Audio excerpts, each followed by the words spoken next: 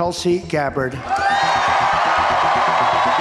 আমেরিকার কংগ্রেসের সাবেক ডেমোক্র্যাট সদস্য তুলসী গ্যাবার্ডকে আমেরিকার গোয়েন্দা বিভাগের নতুন প্রধান নিয়োগ করলেন নবনির্বাচিত প্রেসিডেন্ট ডোনাল্ড ট্রাম্প। আমেরিকার কংগ্রেসের একমাত্র হিন্দু সদস্য তুলসী ভারতীয় বংশোদ্ভূত সমাজে যথেষ্ট জনপ্রিয়। তিনি এবং তার পরিবার এর সকলেই স্কন এর আজীবন সদস্য।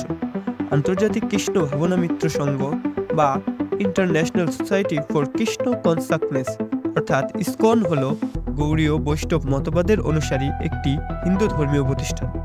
1966 সালে নিউ ইয়র্ক শহরে ভক্তি বেদান্ত স্বামী প্রভুপাদ এই সংগঠনটি প্রতিষ্ঠা করেন।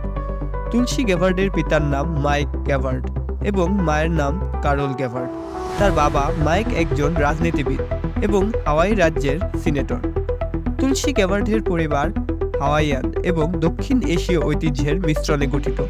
তার মা ভারতীয় বংশোদ্ভূত, যা তুলসীর ভারতীয় বংশোদ্ভূত পরিচয়ের একটি গুরুত্বপূর্ণ অংশ।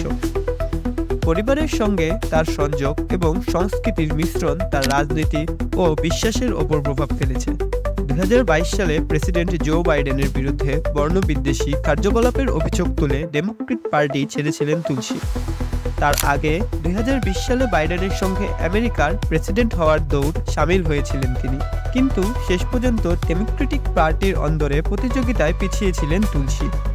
গত আগস্টে ফ্লোরিডায় ট্রাম্পের প্রসাদে প্রেসিডেন্ট নির্বাচনে রিপাবলিকান পার্টির প্রচার সংক্রান্ত বিষয়ে একটি বৈঠক হয়েছিল। সেখানে হাজির ছিলেন তুলসী। তারপর জল্পনা তৈরি হয়েছিল প্রেসিডেন্ট ভোটের রানিং মেট হিসেবে তাকে বেছে নিতে পারেন ট্রাম্প, কিন্তু শেষ পর্যন্ত তা হয়নি। তবে গোয়েন্দা প্রধানের মতো গুরুত্বপূর্ণ পদে তুলসীকে মনোনীত করলেন তিনি।